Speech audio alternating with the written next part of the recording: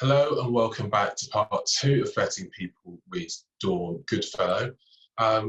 So we're talking in first part about everything that racing welfare does, particularly at this time. But I'm sure many of our viewers would like to know more about you also and your background.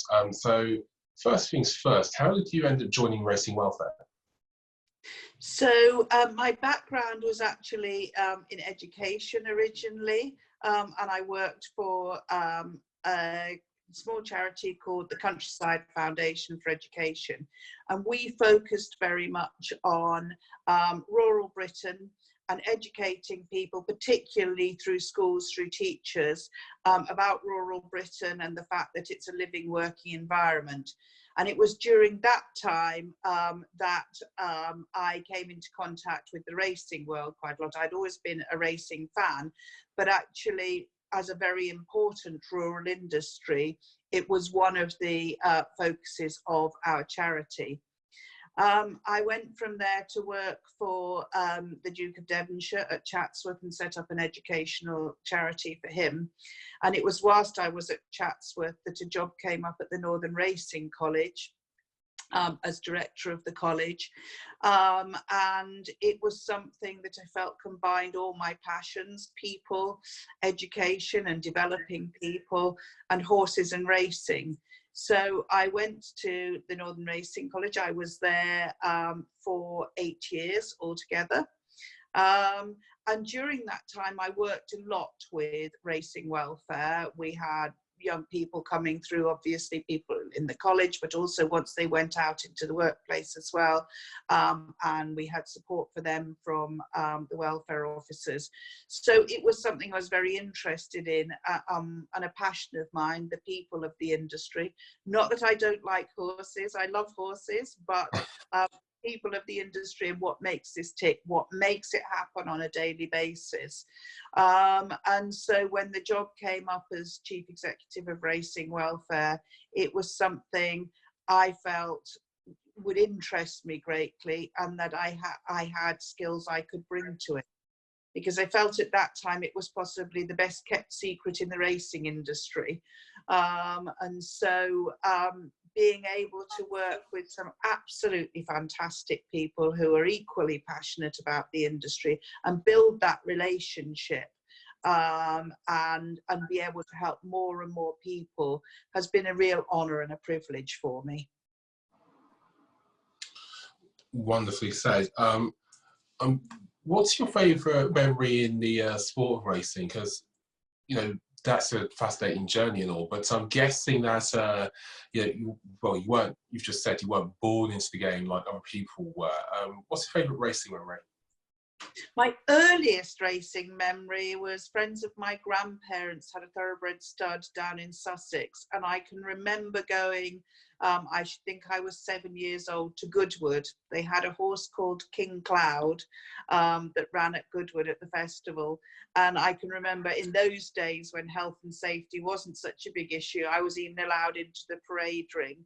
And so that would be my earliest memory of it. But there have been some tremendous days along the way. I was very involved in the inception of the Ledger Legends race, which raised funds for both the Northern Racing College, but also for Injured Jockeys Fund as well, during my time at the college. And we had some fantastic days, you know, meeting people like Julie Crone, the winning most female jockey in the world, Chris McCarran, and Mick Kinnan. You know, there were some very, very special days there too that I will remember. But the other thing I love, I'm privileged to be one of the judges for the Godolphin Stud and Stable Staff Awards, and I've been doing that I think for 5 years now. But again, what a tremendous events those are, those evenings when we celebrate all that's best about racing. Absolutely agree with that. And speaking about racing welfare, you know, so much great stuff has happened during your time there. Is there one particular career highlight you'd had up until now, I guess? I think the highlight for me is how much greater reach we have into the industry and how many more people we help now as a result of that. I think what's happened with COVID-19 has shown that more people know about us, and that the skills and knowledge of our team are really well respected. And so I think that's something of which I feel immensely proud. And when racing does return, as there is some hope for, depending on who you listen to, and certainly as an industry group working with it, what are you looking forward to most, presuming you like both jumps and flat racing? Definitely. I really enjoy both. I think one of my favourite festivals of the year is the York Ebor Festival.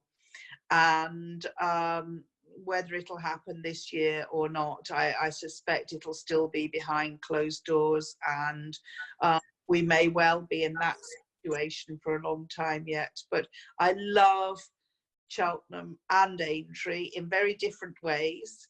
But as I say, the sort of glamour of the flat season, I suppose, I really enjoy. But yes, York, and that would be my target, York and the Ebor Festival. Wonderful. I'm sure many of our viewers are looking forward to that returning. Will be a fantastic way to highlight the summer. One question that I've been fond of asking all of the guests on Betting People, if you could have anybody in the racing world to come to dinner with you, who would it be and why? Oh, just one person. You can pick more than one. Jack Berry, very definitely, who's great fun. I think Julie Crone, likewise. I found her an inspirational character who's really overcome some challenges along the way. So they would definitely be two of my people at a dinner party, I think. Gosh. I can't, you really put me on the spot there, but those would be two of my guests anyway.